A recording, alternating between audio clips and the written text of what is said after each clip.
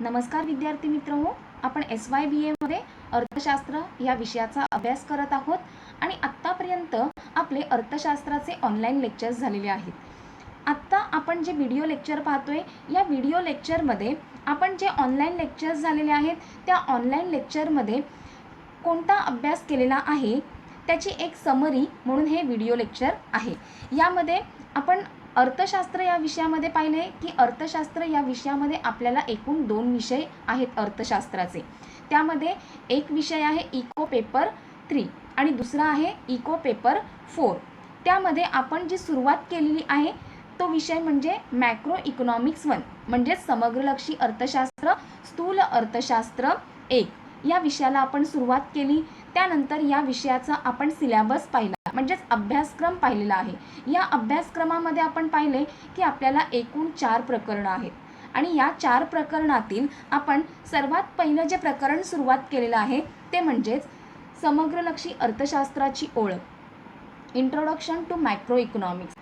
सर्वात आधी तर अर्थशास्त्र या अभ्यासामध्ये प्रामुख्याने 2 दृष्टिकोनांचा अभ्यास केला जातो. 2 दृष्टिकोनातून अर्थशास्त्राचा हा अभ्यास केला जातो. म्हणजेच अर्थशास्त्र हा 2 दृष्टिकोनातून पाहिला जातो. एक तर सूक्ष्मलक्षी अर्थशास्त्र आणि दुसरा म्हणजे समग्रलक्षी अर्थशास्त्र. यातील सूक्ष्मलक्षी अर्थशास्त्र जो अभ्यास आहे तो अभ्यास आपण FYBA मध्ये म्हणजेच प्रथम वर्षामध्ये केलेला आहे आणि यावर्षी जो आपल्याला सब्जेक्ट आहे विषय आहे तो म्हणजे समग्रलक्षी अर्थशास्त्र. याचा अभ्यास आपण ऑनलाईन लेक्चरमध्ये सुरुवात केलेली आहे. सर्वात आधी तर आपण पाहिलेलं आहे की समग्रलक्षी अर्थशास्त्र. समग्र अर्थशास्त्र यालाच आपण इंग्रजीमध्ये मॅक्रो इकॉनॉमिक्स असं म्हणतो आणि यातला मॅक्रो हा जो शब्द आहे हा ग्रीक शब्द मॅक्रोज यापासून तयार झालेला आहे. मॅक्रो याचा अर्थ असा होतो की मोठा किंवा व्यापक असा होतो. याचाच अर्थ संपूर्ण किंवा एकूण सर्व घटकांचा एकत्रित अभ्यास म्हणजे समग्रलक्षी अर्थशास्त्र होय. यामध्ये 1933 मध्ये सर्वप्रथम समग्रलक्षी अर्थशास्त्राचा वापर केला तो म्हणजे प्राध्यापक रॅग्नर फ्रिश यांनी केला. त्यानंतर 19व्या शतकात त्याचा विकास माल्थस, त्यानंतर कार्ल मार्क्स इत्यादी अर्थतज्ञांनी केला. तर आधुनिक काळामध्ये केन्सच्या पूर्वी वॉलरस, त्यानंतर फिशर, कॅसल, रॉबर्टसन, हायके, हॉट्रे इत्यादी अर्थतज्ञांनी केला. परंतु खऱ्या अर्थाने जर पाहिलं तर समग्रलक्षी अर्थशास्त्राच्या विकासाचे श्रेय जे जाते ते म्हणजेच लॉर्ड केन्स यांना.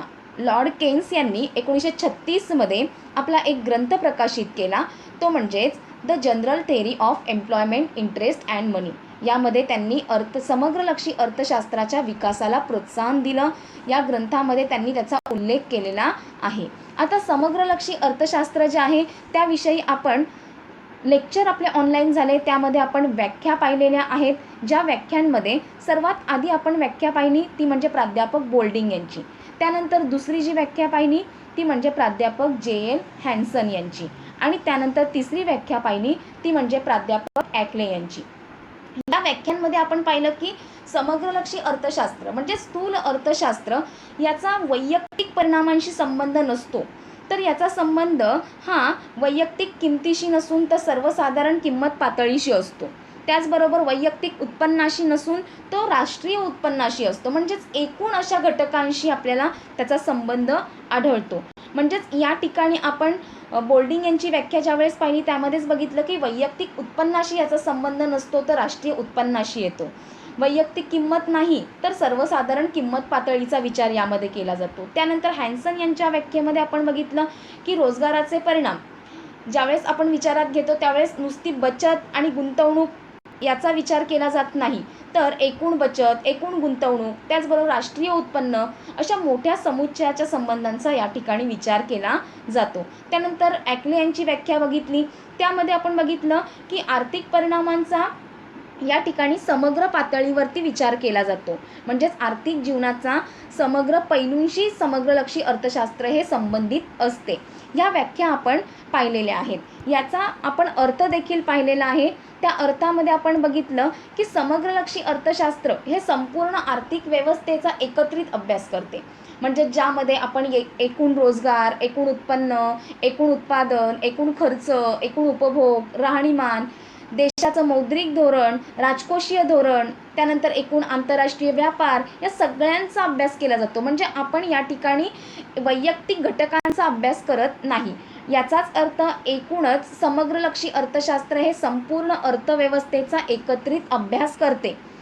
यामध्ये आपण समग्रलक्षी अर्थशास्त्राची वैशिष्ट्येही पाहिली, ज्यामध्ये आपण पाहिलं की सर्व एककांचा अभ्यास, सामान्य संतुलन पद्धती, व्यापक अर्थशास्त्र, आंतरराष्ट्रीय संकल्पनांना महत्त्व, त्यानंतर उत्पन्न विश्लेषण, रोजगार निर्धारकांचा अभ्यास, त्यानंतर विविध सिद्धांतांचा अभ्यास, म्हणजेच हे सगळे घटक जे आहेत हे समग्रलक्षी अर्थशास्त्रामध्ये आहेत. समग्रलक्षी अर्थशास्त्रामध्ये सर्व एककांचा अभ्यास केला जातो. म्हणजेच या ठिकाणी कोणत्याही एका एककाचा अभ्यास केला जात नाही, वैयक्तिक पातळीवरती तिथे अभ्यास केला जात नाही. तर या ठिकाणी वैयक्तिक उत्पन्नाच्या ऐवजी राष्ट्रीय उत्पन्नाचा, वैयक्तिक किमतीच्या ऐवजी संपूर्ण किंमत पातळीचा अभ्यास केला जातो. कोणत्या तरी एका उद्योगाऐवजी संपूर्ण औद्योगिक संबंधांचा इथे अभ्यास केला जातो. त्यानंतर सामान्य संतुलन पद्धती म्हणजे समग्रलक्षी अर्थशास्त्रामध्ये आर्थिक विश्लेषणाकरता सामान्य संतुलन पद्धतीचा उपयोग केला जातो. त्यानंतर व्यापक अर्थशास्त्र म्हणजे समग्रलक्षी अर्थशास्त्र हे व्यापक स्वरूपाचं आहे, कारण इथे कोणत्याही एका घटकाचा अभ्यास केला जात नाही, तर अर्थव्यवस्थेच्या सर्वांगीण विकासासाठी एकाच वेळी अनेक घटकांचा अभ्यास एकंदरीत केला जातो. त्यानंतर आंतरराष्ट्रीय संकल्पनांना महत्त्व, यामध्ये समग्रलक्षी अर्थशास्त्रामध्ये आंतरराष्ट्रीय व्यापार, परकीय मदत, व्यवहार तोल, विनिमय दर अशा आंतरराष्ट्रीय पातळीवरच्या घटकांचा अभ्यास केला जातो, संकल्पनांचा अभ्यास केला जातो.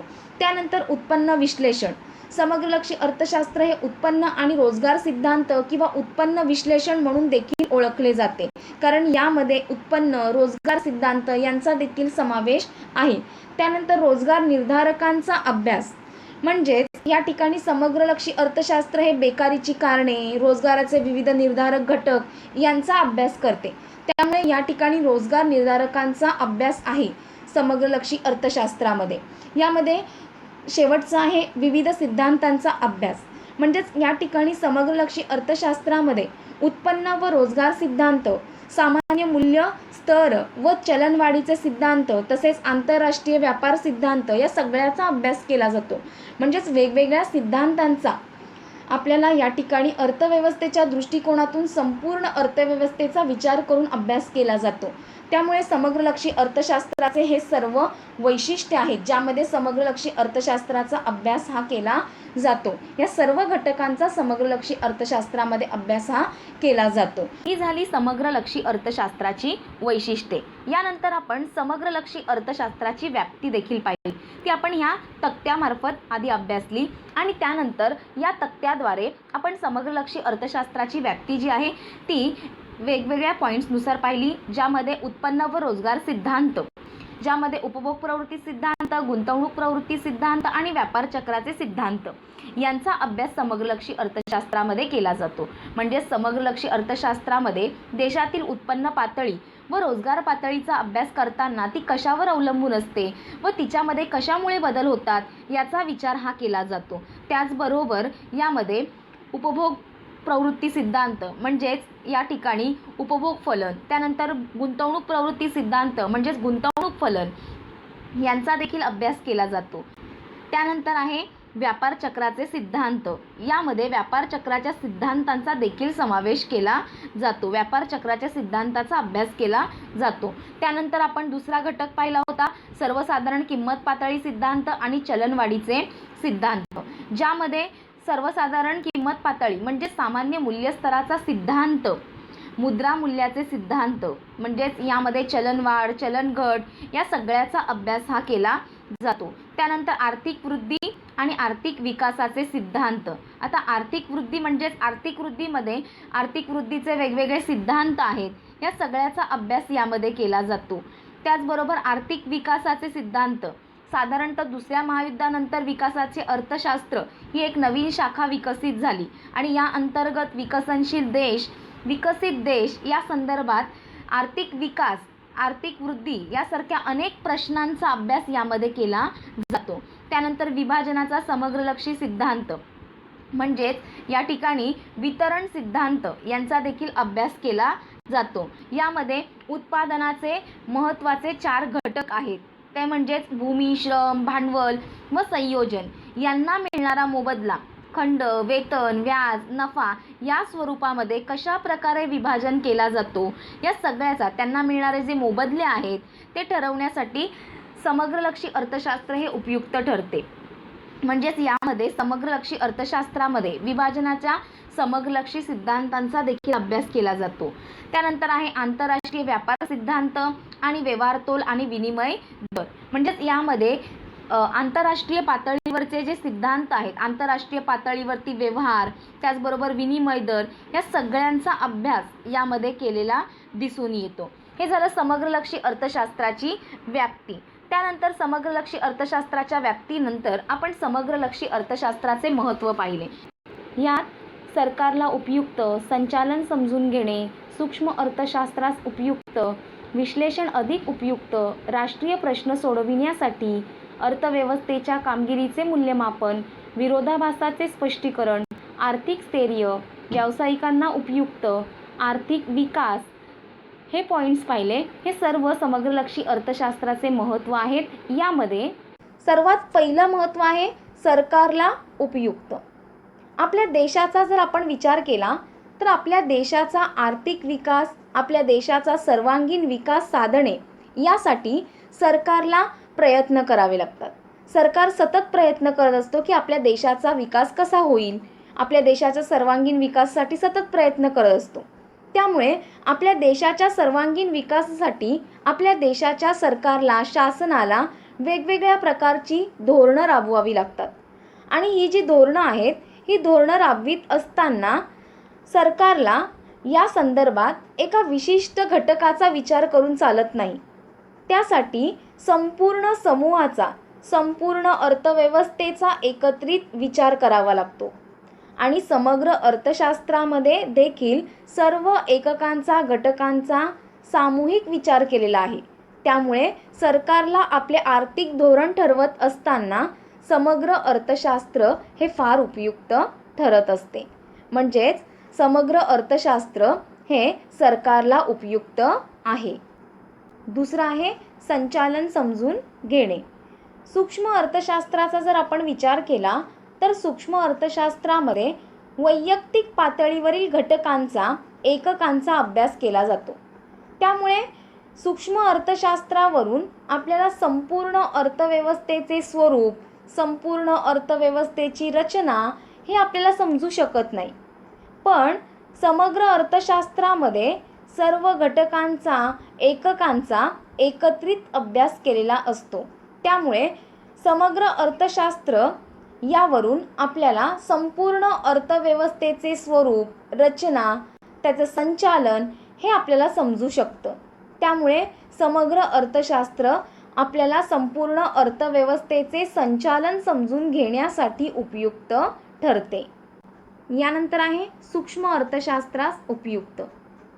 सूक्ष्म अर्थशास्त्र आणि समग्र अर्थशास्त्र यामधला फरक आपल्याला माहिती आहे। सूक्ष्म अर्थशास्त्रामध्ये वैयक्तिक घटकांचा, तर समग्र अर्थशास्त्रामध्ये अर्थव्यवस्थेतल्या सर्व घटकांचा एकत्रित अभ्यास केला जातो। परंतु तरीसुद्धा सूक्ष्म अर्थशास्त्रामध्ये वेगवेगळ्या विषयांचा अभ्यास केला जातो आणि यामध्ये वेगवेगळ्या विषयांचा अभ्यास करत असताना वेगवेगळे नियम, सिद्धांत हे मांडले जातात। आणि हे नियम आणि सिद्धांत मांडत असताना समग्रलक्षी अर्थशास्त्रावर आधारितच मांडले जातात। उदाहरणार्थ सूक्ष्म अर्थशास्त्रामध्ये मागणीचा नियम मांडलेला आहे, पुरवठ्याचा नियम मांडलेला आहे। परंतु हे नियम मांडत असताना समाजातल्या अनेक व्यक्तींच्या मागणीचा अभ्यास केलेला आहे, समाजातल्या अनेक विक्रेत्यांच्या पुरवठ्याचा अभ्यास केलेला आहे। म्हणजेच हे नियम तयार करत असताना समाजातल्या सर्वसामान्य प्रवृत्तीचा विचार केलेला आहे। त्यामुळे सूक्ष्म अर्थशास्त्रामध्ये या विषयांचा अभ्यास करत असताना समग्रलक्षी अर्थशास्त्र हे मदत करत असते। म्हणजेच सूक्ष्म अर्थशास्त्राला समग्रलक्षी अर्थशास्त्र हे उपयुक्त आहे। विश्लेषण अधिक उपयुक्त. सूक्ष्म अर्थशास्त्रामध्ये वेगवेगळ्या संकल्पना ह्या मांडल्या जातात, वेगवेगळ्या संकल्पनांचं स्पष्टीकरण केलं जातं. या संकल्पनांचे स्पष्टीकरण करत असताना वेगवेगळी गृहीतही मांडली जातात. या गृहीतांवर आधारितच या संकल्पना मांडल्या जातात. परंतु काही वेळेस या संकल्पनांमध्ये अवास्तविक गृहीतं मांडली जातात आणि या अवास्तविक गृहीतांवर आधारित या संकल्पना मांडल्या जातात. वास्तवात जर पाहिलं तर अशा प्रकारची परिस्थिती ही उपलब्धच नसते. उदाहरणार्थ पूर्ण रोजगार, पूर्ण स्पर्धा अशा प्रकारच्या अवास्तविक गृहीतांवर ह्या संकल्पना काही वेळेस मांडल्या जातात. परंतु समग्रलक्षी अर्थशास्त्रामध्ये अशा प्रकारची परिस्थिती नसते. कारण समग्रलक्षी अर्थशास्त्रामध्ये संपूर्ण अर्थव्यवस्थेतल्या घटकांचा एकत्रित अभ्यास केला जातो. समग्र अर्थशास्त्राचा जो पाया आहे तो अवास्तविक अशा गृहीतांवर आधारित नसतो. त्यामुळे समग्र अर्थशास्त्र हे आपल्याला विश्लेषण करण्यासाठी अधिक उपयुक्त ठरते. राष्ट्रीय प्रश्न सोडविण्यासाठी समग्रलक्षी अर्थशास्त्रामध्ये देशातल्या सर्व घटकांचा एककांचा एकत्रित अभ्यास केला जातो. त्यामुळे देशात निर्माण होणाऱ्या समस्या आणि प्रश्न हे समजतात. त्याचबरोबर या प्रश्नांवर आणि समस्यांवर उपायात्मक मार्गसुद्धा समग्रलक्षी अर्थशास्त्रामध्ये सुचवले जातात. उदाहरणार्थ समग्रलक्षी अर्थशास्त्रामध्ये व्यापार चक्र, बेरोजगारी, राष्ट्रीय उत्पन्न या संदर्भातल्या ज्या समस्या आहेत ह्या समोर येतात. म्हणजेच एकूण रोजगाराचा अभ्यास करत असताना बेरोजगारीचा प्रश्न समोर येतो आणि मग बेरोजगारीचा प्रश्न जर समोर येतोय तर या बेरोजगारीची कारणं, बेरोजगारी निर्माण झालेली आहे तर या बेरोजगारीला कमी करण्यासाठी त्याच्यावर काय उपाय करता येतील हे सर्व सुचवले जातात. त्याचबरोबर व्यापार चक्र ही समस्या समोर येते. व्यापार चक्रामधली तेजी, मंदी ही जर निर्माण होत असेल तर यावर सुद्धा वेगवेगळे उपाय मार्ग हे यामध्ये सुचवले जातात. म्हणजेच देशामध्ये निर्माण होणारे जे राष्ट्रीय प्रश्न आहेत ते सोडवण्यासाठी समग्र अर्थशास्त्र हे उपयुक्त आहे. अर्थव्यवस्थेच्या कामगिरीचे मूल्यमापन. समग्रलक्षी अर्थशास्त्रामध्ये राष्ट्रीय उत्पन्नाचा विचार केला जातो, अभ्यास केला जातो. त्यामुळे समग्रलक्षी अर्थशास्त्रामुळे देशाच्या एकूण राष्ट्रीय उत्पन्नाची माहिती मिळते. देशाचं राष्ट्रीय उत्पन्न किती आहे, त्याचबरोबर आपल्या संपूर्ण अर्थव्यवस्थेमध्ये या उत्पन्नाचं विभाजन हे देशातल्या लोकांमध्ये, वेगवेगळ्या गटांमध्ये कशा प्रकारे झालेले आहे हे आपल्याला समजून घेता येते. त्याचबरोबर राष्ट्रीय उत्पन्नातून आपल्याला एखाद्या विशिष्ट कालखंडामध्ये उत्पादित झालेल्या वस्तू आणि सेवा यांची तुलना आपण दुसऱ्या कालखंडामध्ये उत्पादित झालेल्या वस्तू आणि सेवांशी करतो आणि त्यामुळे या तुलनेतून सुद्धा आपल्याला आपल्या अर्थव्यवस्थेच्या कामगिरीचं मूल्यमापन करता येतं. म्हणजेच राष्ट्रीय उत्पन्नातून आपण आपल्या अर्थव्यवस्थेच्या कामगिरीचं मूल्यमापन हे करू शकतो. त्यामुळे समग्र अर्थशास्त्र हे त्यासाठी उपयुक्त ठरते. आर्थिक स्थैर्य. अर्थव्यवस्थेमध्ये जर विकास साधायचा असेल तर अर्थव्यवस्थेच्या विकासासाठी आर्थिक स्थैर्य निर्माण करणे आवश्यक आहे. आणि हे आर्थिक स्थैर्य कधी निर्माण होईल? ज्या वेळेस अर्थव्यवस्थेमध्ये निर्माण होणारे प्रश्न आणि समस्या हे सोडवले जातील तेव्हाच अर्थव्यवस्थेमध्ये स्थैर्य हे निर्माण होऊ शकतं. म्हणजेच अर्थव्यवस्थेतले प्रश्न आणि समस्या हे सोडवणे आवश्यक आहे. समग्रलक्षी अर्थशास्त्राचा जर विचार केला तर जागतिक महामंदी नंतरचा जो काळ आहे या काळामध्ये आर्थिक समस्या सोडवण्याच्या दृष्टिकोनातून समग्रलक्षी अर्थशास्त्राने खूप महत्त्वपूर्ण योगदान दिलेले आहे. म्हणजे समग्रलक्षी अर्थशास्त्रामध्ये वेगवेगळ्या आर्थिक समस्या, प्रश्न हे सोडवण्यासाठी प्रयत्न केले गेले. त्यामुळे समग्रलक्षी अर्थशास्त्र हे आर्थिक स्थैर्य निर्माण करण्यासाठी उपयुक्त आहे. व्यावसायिकांना उपयुक्त. देशातील व्यावसायिक पर्यावरणावर देशामध्ये असलेलं एकूण रोजगार, एकूण उत्पन्न, एकूण मागणी, व्यापार चक्रामध्ये निर्माण होणारी तेजी, मंदी, देशाचं मौद्रिक धोरण, देशाचं राजकोषीय धोरण, त्याचबरोबर राष्ट्रीय उत्पन्न या सगळ्या घटकांचा परिणाम त्यावर होतो. त्यामुळे व्यावसायिकांना व्यावसायिक प्रगती जर साधायची असेल तर त्यांना वेगवेगळ्या प्रकारचे पूर्व अंदाज बांधावे लागतात, त्यांना वेगवेगळ्या प्रकारचे निर्णय हे घ्यावे लागतात. समग्र अर्थशास्त्राचा जर विचार केला तर आपण बघितलं की समग्र अर्थशास्त्रामध्ये एकूण उत्पादन, एकूण उत्पन्न, राष्ट्रीय उत्पन्न, एकूण मागणी, तेजी मंदी, देशाचं मौद्रिक धोरण, राजकोषीय धोरण या सगळ्यांचा अभ्यास, त्याचा विचार समग्र अर्थशास्त्रामध्ये केला जातो.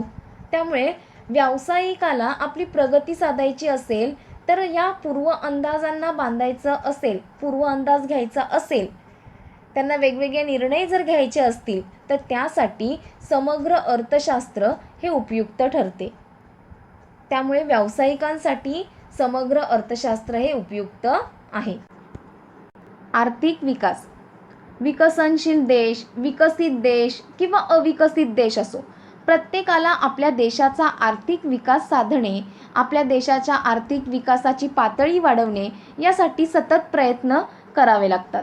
त्यासाठी समग्र अर्थशास्त्राचा जर विचार केला तर समग्रलक्षी अर्थशास्त्रामध्ये देशातील साधनसामग्रीची उपलब्धता, त्याची कार्यक्षमता, देशामध्ये असलेले एकूण उत्पादन, उत्पन्न, रोजगार यामध्ये वाढ घडवून आणण्यासाठी वेगवेगळ्या प्रकारच्या योजना आखल्या जातात, त्यांची अंमलबजावणी केली जाते. वेगवेगळ्या प्रकारचे प्रकल्प, त्यांची आखणी केली जाते, त्यांची अंमलबजावणी केली जाते.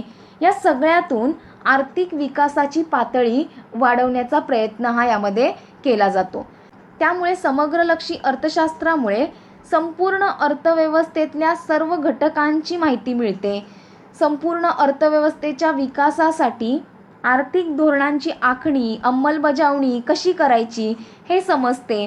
त्याचबरोबर वेगवेगळ्या समस्या, प्रश्न जर निर्माण होत असतील तर ते कसे सोडवले जावे, त्यावर कोणते उपाय सुचवले गेले पाहिजेत, ते सोडवणे समग्र अर्थशास्त्रामुळे शक्य होते. म्हणजेच कोणताही देश असो, विकसनशील देश, विकसित देश किंवा अविकसित देश, यांना आपल्या देशाचा आर्थिक विकास साधण्यासाठी, आपल्या देशाची आर्थिक विकासाची पातळी वाढवण्यासाठी समग्र अर्थशास्त्र हे उपयुक्त ठरते. या सर्व घटकांसाठी समग्र अर्थशास्त्र हे उपयुक्त आहे. समग्र अर्थशास्त्र हे महत्त्वाचे आहे. त्यानंतर आपण पाहिलेलं आहे ते म्हणजे समग्रलक्षी अर्थशास्त्राच्या मर्यादा. यात व्यक्तिगत घटकांच्या अभ्यासाकडे दुर्लक्ष, समूहात परस्पर विरोधी घटकांचा समावेश, समग्रलक्षी चले नेहमीच महत्त्वाची नसतात, रचनेचा तर्कदोष, अतिसामान्यीकरण, समूहाचा रचनेकडे दुर्लक्ष, सारख्याच प्रभावाचा अभाव, विवेचनात अडचणी, चुकीचे निष्कर्ष, सांख्यिकीय अडचणी ह्या सर्व मर्यादा आहेत. त्यामध्ये सर्वात पहिलं आहे व्यक्तिगत घटकांच्या अभ्यासाकडे दुर्लक्ष. समग्र अर्थशास्त्रामध्ये आपण पाहिले की समग्र अर्थशास्त्रामध्ये संपूर्ण अर्थव्यवस्थेच्या सर्व घटकांचा, एककांचा एकत्रित अभ्यास केला जातो. त्यामध्ये व्यक्तिगत पातळीवरील अभ्यास केला जात नाही. व्यक्तिगत पातळीवरील किंवा लहान घटकांच्या अभ्यासाकडे यामध्ये दुर्लक्ष केले जाते.